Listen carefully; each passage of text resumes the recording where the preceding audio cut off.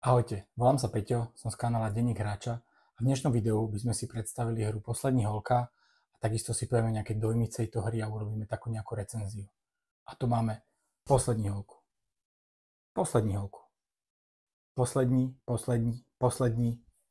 ale teraz ale naozaj Poslední holku. Poďme si teraz trošku predstaviť hru, ukázať si ju zblízka a povedať si nejaké základné mechaniky, ako sa hrá a čo táto hra poskytuje. No a poďme si teraz predstaviť hru Poslední holka. Začneme najprv prehrávačom, to znamená, máme tu takýto prehľadný návod, pravidlá, kde je všetko postupne povysvetľované. Za mňa veľmi dobre napísané. A v podstate žiadnu nezrozumiteľnosť som tam nemal. A to, čo sa mi veľmi ľúbi, tak na konci pravidiel karta akcií, a súhrn kola, čo tam máte robiť a v podstate všetky ikonky, za akým sa stretnete iba v tej hre. Stačí vám toto iba položené na stole takýmto štýlom a hneď máte prehľad o tom, že čo sa má kedy robiť. A ďalej tu máme potom takýto herný plánik. Môžeme dať takto na stranu. Herný plán, ktorý tam máte. Potom nejaké žetoníky, kocky sú tam.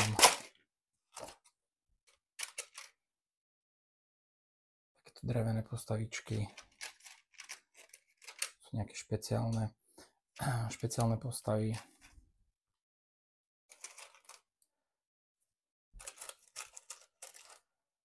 Drevené srdiečka na určenie, koľko máte životov. A potom keď si všimnete, tak tu sú takéto obaločky, to je iba do ruky Rejko, do ruky Charlie, to znamená, keď za tie konkrétne postavy už hráte. A tu sú akčné kartičky, nejaké pomocné kartóny a tieto akčné kartičky tie sú vyložené na stole, niektoré sú tam aj viackrát a tieto kartičky si kupujete. A ďalej si predstavíme, ako vyzerá jedna z týchto kaziet. Začneme s touto Poslední holkou, kde je řezník Hans a volá sa to krvavý hezký stesky. To, čo je super na tejto krabici, je to strašne unikátne, že je magnetická a je magnetická nielen z jednej strany, ale z dvoch strán. To znamená, odtiaľto si to otvoríte a máte tu vášho nepriateľa, to je konkrétne Hans, tu má nejaké svoje tokeny a tak ďalej. A na druhej strane toho, jak si to otvorili, tak je kartón, ktorý sa použije v hre. To znamená, tu sú štatistiky toho řezníka, proti ktorom budete bojovať. To si vyložíte na stôl a máte tam rovno, použite tie komponenty, čo sú tam. Na druhej strane krabice je Poslední holka, za ktorú budete hrať. Opäť je to magnetické, zase si to takto rozoberete, to znamená, celú tú krabicu úplne rozoberiete a máte tam mapu. Mapu, ktorá sa použije na túto konkrétnu hru.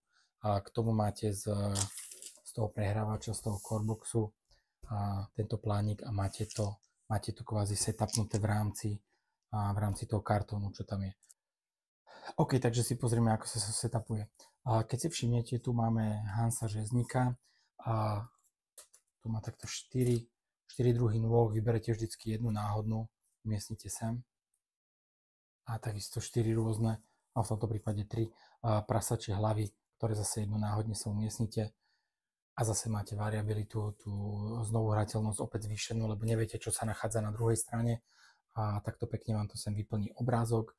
A ďalej v rámci variability hry máte toľkoto kartičiek prípravy hry, kde máte presne zadané, že kde ste umiestnení vy, kde je umiestnený nepriateľ a takisto, kde sú umiestnené ostatné postavy, ktoré vašim cieľom je ich zachrániť, aby neboli najbližšia obeť. Takže podľa toho to setupnete a balíček udalostí, tie vám hovoria, čo sa stane, sú tam dobré veci, sú tam zlé veci a náhodne sa to ťahá. A takisto v rámci setupu hry, keď si všimnete, tak tu sú predmety, ktoré sa sem vykladajú. Ku každému si vyložíte 4 predmety a ostatné sa nepoužijú. Takže ďalšie tam je zase variabilita, že za každým hráte s iným počtom predmetov. A teraz si už poďme povedať k samotnej hre, ako sa to hrá. Máte tu postavičky, Lori, Sheila, Nancy. Vyberete si jednu, za ktorú hráte a otočíte si ju touto stranou na váš herný plán. A tu vidíte, koľko máte životov, to znamená, tu si umiestnite počet životov minus 1 a sem si umiestnite jeden z takýchto žetonov, náhodne sa vyberie, ktorý vám hovorí, že to je ten plus 1 život, to znamená dokopy je 6. A z druhej strany, ak by vám došlo týchto 5 životov počas hry, tak v tom momente príde čas, keď si dominiate aj tento posledný, aby ste to flipli a môže nastať situácia, že tak ako nastáva v hororoch, to znamená, myslíte si, že už je koniec, zabili tú poslední holku a myslíte si, že je koniec hororu, ale príde ten moment, že zrazu ho žije a porazí tam všetkých, tak to môže byť tento prípad, že zrazu sa aj doplnili 2 životy, alebo môže nastať prípad, že zoberiem vám posledný život, dostanete posledný hit, flipnete to na druhú stranu, nič tam nie a prehrali ste hru. Takže toto je ešte taký zaujímavý twist, že keď dostanete ten posledný hit, tak nikdy neviete, či je to úplne definitívny koniec hry, alebo ďalej pokračujete. Žiaľ, niečo veľmi podobné má aj váš nepriateľ. To znamená, v tomto prípade tu je řezník Hans, on má 12 životov, ktoré sa sem nahádžu, dá sa sem 11 plus jeden takýto posledný žetón a zase keď vy mu dáte ten posledný hit, tak sa to flipne na druhú stranu, bum, nemá tam žiadne extra srdiečka, to znamená, vyhrali ste hru. A poďme si povedať, ako v podstate funguje hranie tejto hry, alebo jak funguje takéto jedno kolo na hranie. Takže tu je ten súhrn kola. Najprv je fáza akcií, to znamená, hráte karty z ruky, ktoré máte, ktoré ste si nakúpili alebo ste dostali v rámci setupu. Každé zahranie karty stojí nejaký čas. A sú tam karty, ktoré stojí aj 0 času, ale v tomto prípade pre ukážku si ukážeme, že toto stojí 2 časy, aby sme zahrali. Začínate to kolo na 6, takže sa nám to zniží na 4, že chceme zahrať tú kartu.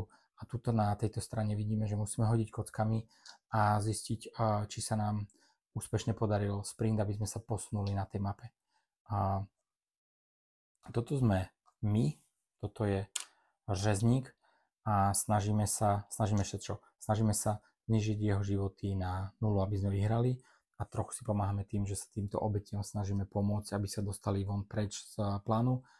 A tu sú takéto 2 exity, keď ich tam dostaneme, tak odchádzajú preč tak, že my keď cez ne ideme, cez tie polia, kde sa nachádzajú, tak sa ku nám pridajú a až 2 môžeme zobrať, to znamená, ak by tu boli 3, tak 2 zoberieme, presunieme sa a ak skončíme náš ťah na poličku s tým exitom, tak oni odchádzajú sem, to sú také predkreslené tvary na tieto figurky a môžeme si vybrať, aký bonus chceme dostať, to sú napríklad dostanú 2 životy a tak ďalej a ľubovoľne si to prekrieme.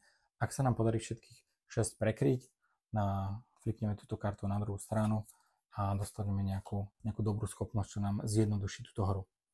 A aby sme to teda vedeli robiť, tak na pohyb, na boj, na všetky akcie potrebujeme hrať karty, tam nám ide čas a tie karty, aby sa vyhodnotili, tak potrebujeme hodiť kockami. Poďme si hodiť kockami. Tak toto, škoda, že to nehrám teraz, lebo toto je extrémne dobrý hod, padli 2 hviezdičky, to znamená 2 hviezdičky sú úspech. Ak by padla 1 hviezdička, tak je to stredne dobrý výsledok na tej karte. Ak nepadne ani 1 hviezdička, to znamená, padne to buď takto, alebo takto.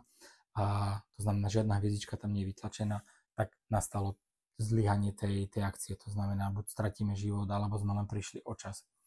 A keď padne 3 alebo 4, tak sú tu nakreslené takéto 2 karty. To znamená, môžeme odhodiť 2 karty, aby sme si vylepšili 3 alebo 4 na 5 alebo 6 a získali 1 hviezdičku.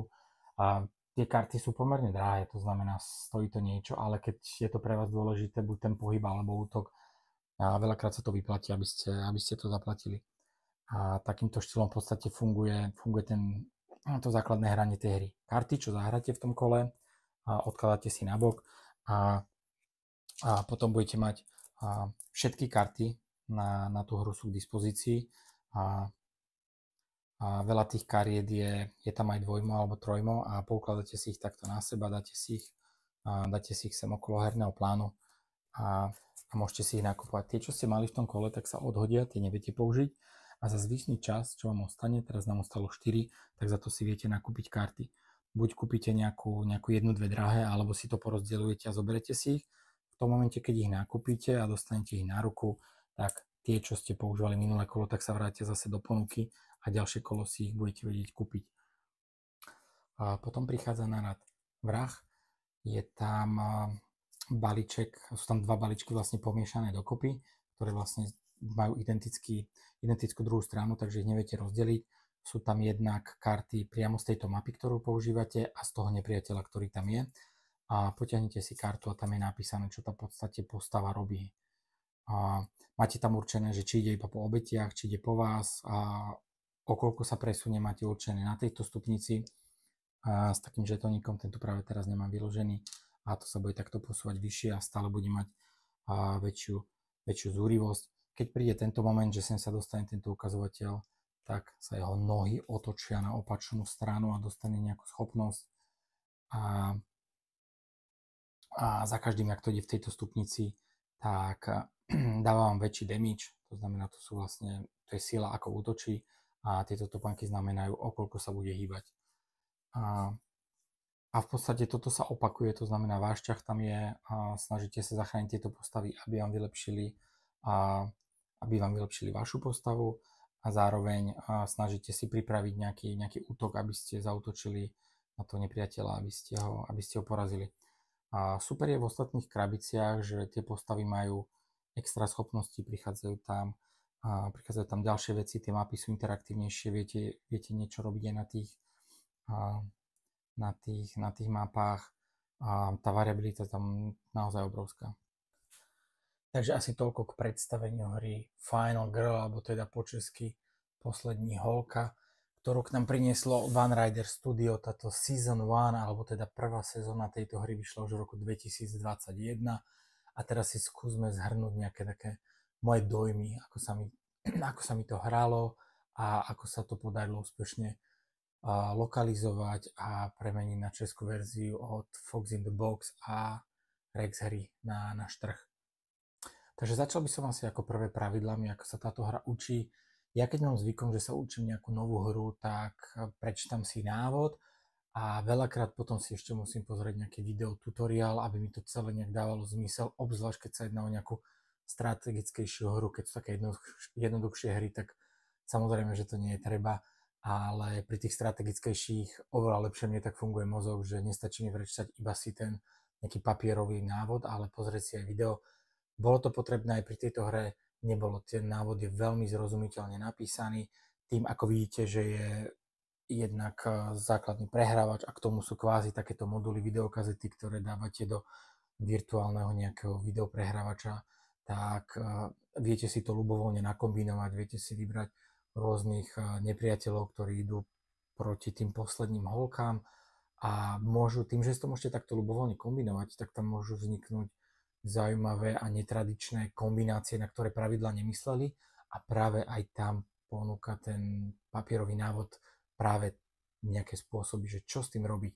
To znamená, môžete sa rozhodnúť, že buď sa budete správať najhoršie pre vás, ako by to mohlo dopadnúť, alebo to vyhodnotíte čo najhalúznejšie, to znamená, môže sa tam stať niečo neočakávané, to znamená, keď neviete, ako nejaká karta sa má správať, keď niečo padne na kocke, alebo kam sa má pohnúť niekto, tak je už to na vás, ako to vyhodnotíte. Na začiatku hry sa rozhodnete, že čo budete robiť a podľa toho sa budete správať, takže za mňa pravidla sa určite podarili dobre napísať a dobre preložiť a nebol tam žiaden problém. Navyše na zadnej strane tých pravidiel je krásny prehľad ťahu, ktorý je, čo robíte vy a čo robí nepriateľ a sú tam takisto zhrnuté aj všetky ikonky, ktoré sú veľmi zrozumiteľné, takže za mňa za návod určite palec hore. A ďalej si povedzme niečo k atmosfére a tematike tejto hry, to znamená, bavíme sa o hororovej tematike. Ja sa za mňa musím priznať, že je to síce hororová hra, ale že by som sa tam bál, tak to zase nemôžem povedať. Na druhej strane, keď tam bol nejaký dôležitý hod kockov, tým, že to hra, ktorá je kockami predovšetkým riadená, boli tam určité obavy. Znamená to, že to bolo hororové? Určite nie, ale cítil som tam to napätie. Cítil som tam to, že musím teraz v tomto hode tak hodiť, aby to dobre padlo, inak bude prúser, inak neviem, čo spravím. Musím sa dostať nejakým zázrakom k tejto karte a na to potrebujem ušetriť čas a tak ďalej, takže to napätie som tam veľmi cítil a aj keď to je solo hra v podstate riadená kockami na takej malej mapke, Veľmi, veľmi tam bola atmosféra a tá tematika sa im tam podarila do tejto hry natlačiť. A mal som pocit, že som tá posledná holka, mal som ten pocit tej zodpovednosti, že musím tam zachrániť jednotlivých ľudí a zároveň nielen, že ich zachrániť, ale takisto aj dať nejaké hity a nejaké damage tomu nepriateľovi, tomu finálnemu zloduchovi a nejako zničiť. Poďme si niečo povedať trošku k spracovaniu, kvalite, aký materiál tam bol použitý a čo si o tom myslím. Mne sa hrozne páči, že to bolo vydané takto modulárne. To znamená, kúpite si prehrávač, ten je proste must, bez toho. Tak ako keby si kúpite videokazetu bez videoprehrávača, môžete si to tak maximálne točiť na prste, ale viac to nevyčarujete. To, čo mne sa páči, je, že nemusíte si hneď kúpiť jednu obrovskú krabicu za 150-200 eur, kde sú všetky tieto postavy, všetci zloduchovia a takisto aj nejaká core mechanika tej hry. To, čo vy spravíte, kúpite si za pár eur ten prehrávač a na skošku si kúpite jednu kazetu s vašim obľúbeným hororom, s vašou obľúbenou postavou, vyskúšate si to, baví vás to, dokúpite si ďalšie a je to takéto strašne modulárne. A nielen to, že si dokúpite krabicu a iba tá krabica, vlastne ten nepriateľ môže ísť s tou priateľskou postavou, ale vy si to viete ľubovoľne kombinovať. To znamená, viete si povyberať zo všetkých tých kaziet postavy, za ktoré budete hrať, dáte si ich do hlavnej krabice, takisto aj nepriateľov a môžete si ich ľubovoľne pokombinovať podľa toho, ako vám to príde na um. A k tomu dizajnu nevyhovuje. Je to taký trošku minimalistický štýl, není to také veľmi tematické. Na druhej strane mi sa to veľmi príjemne hralo, bolo to dobre čitateľné, malo to hlavu a petu a to, ak sú vyriešené tie krabice, že sú také magnetické, to znamená, keď sa na to pozriete, a takto sa to otvorí. Na jednej strane Hans, žezník, z druhej strany zase takto vidíte, máte tam mapu. Úžasný nápad a zároveň tam nemuseli ani vytlačiť kartón, na ktorom sa hrá, ale je to samotný vlastne obal tej krabice podľa mňa úžasný spôsob, ako to vyriešili a každá krabica je v podstate takým štýlom spravená. A ďalej by som chcel ešte spomenúť, čo si myslím o znovuhrateľnosti tejto hry. To znamená, ak by som mal iba prehrávač a práve jednu iba krabicu, stále si myslím, že je tam dostatok obsahu, aby ste si túto hru vedeli viackrát zahrať. Jednak sú tam vždycky dve postavy a jeden nepriateľ, proti ktorému idete. Ten nepriateľ má viacero schopností, ktoré sa tam môžu rôzne použiť. Takisto nejaké rozdielne nastavenie tejto hry, nejaký rozdielny setup tam je za každým. To znamená, to sa bavíme čisto iba o jednej krabici, ktorú máte. Ak si kúpite všetkých 5, ktoré môžete ľubovoľne mixovať, tá znovuhrateľnosť je veľmi vysoko a za každým, keď som to uvidel na poličkách, chcel som si zahrať, tak som si zobral náhodnú krabicu alebo tú, čo som už dlhšie nehral. A náhodne som si vybral postavu, za ktorú pôjdem a vyskladal som to proti tomu zloduchovi. Vždy som mal pocit, že hrám trošku nejakú inú hru tým, ako to bolo rôzne setupnuté. Takže za mňa tá znovuhrateľnosť je veľmi vysoko. Ďalšie také kritérium pri hodnotení hry pre mňa je zábava, či som sa pri tom zabával, či to nebolo veľmi mechanické. A ja nie som veľmi veľký fanúšik kockových hier, hlavne keď sa hodí niečo na kockách, veľmi rýchlo sa mi frustrovať, keď mi tam nepadne to, čo má. To, čo sa mi ľúbi na tejto hre je, že aj keď hodíte zle kockami, stále tá hra ponúka mechaniky, ako viete tú náhodu ovplyvniť.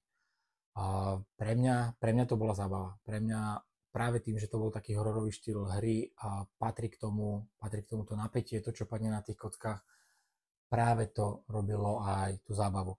A takisto tie rozhodnutia v tej hre, ten rozdielny setup, že vždy som musel inú stratégiu zvoliť, tým ako tam boli vyložené karty a ja som si rôzne nakupoval.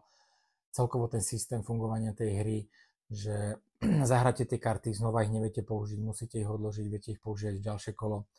A za mňa tá zábavnosť bola veľmi vysoko. Ohľadne dĺžky hry, na krabici je písané 20 až 60 minút pri jednom hráčovi. Ak by ste to hrali aj 4, tak tá dĺžka hry bude úplne rovnaká. Možno závisí od toho, jak dlho by ste sa hádali, čo sa má spraviť alebo nie. Za mňa taký priemer bol asi 45 minút na jednu hru. A keď som sa to naučil už lepšie hrať a bolo to také samozrejmejšie, tak Myslel by som si, že ten čas bude kratší, ale práve tým mi tam vznikli všelijaké strategickejšie rozhodnutia, čo robiť, či to je správne alebo nie, takže skôr, keď som sa už veľmi dobre oboznámil s tou hrou, tak potom som dlhšie nad tým rozmýšľal, aký by bol čo najoptimálnejší ťah a je v podstate nie že jedno, ale môžete sa nad tým vytrapiť koľko chcete, že čo bude najlepšie zahrať, ale stále je to o tom hode kociek. Ak vám to tam náhodou nepadne a celý plán sa vám skomplikuje, tak zase sa tam viete zaseknúť a môžete nad tým uvažovať, že čo zase bude najlepšie spraviť. Výhoda toho, že keď to hráte solo, je, že nikto na vás nebude nasraný pri stole, že prečo tak dlho nad tým rozmýšľate, nad tým ťahom, veď zahrajte už niečo, ten najoptimálnejší ťah určite nevymyslíte, tak tu sa nemusíte báť, pri tom sole vám nikto nevynadá.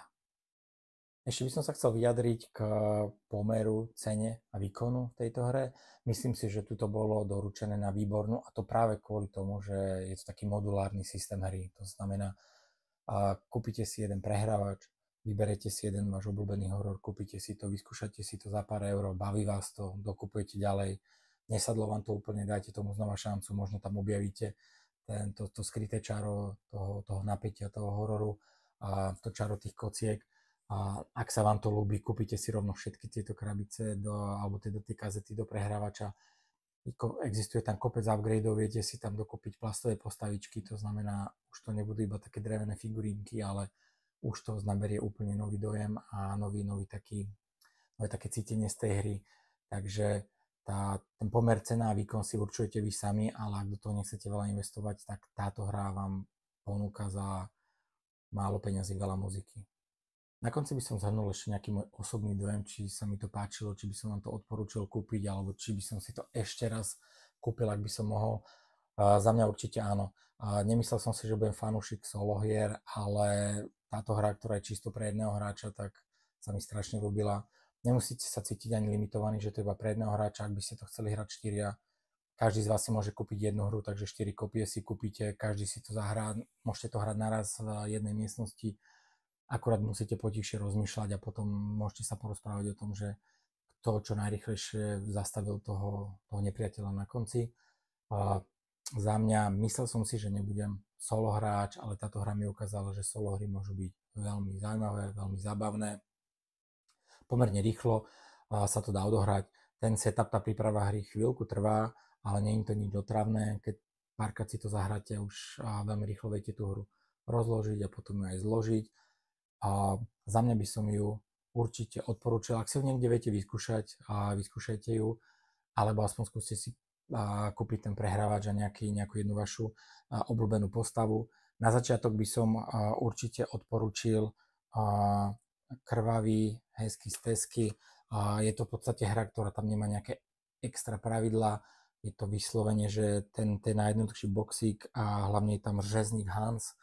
Takže ak chcete s niečím začať, tak by som asi odporúčil s týmto a potom už asi choďte podľa preferencií. Snáď dáte tejto hre šancu a vyskúšate si to a bude vás to baviť podobne, ako to bavilo aj mňa.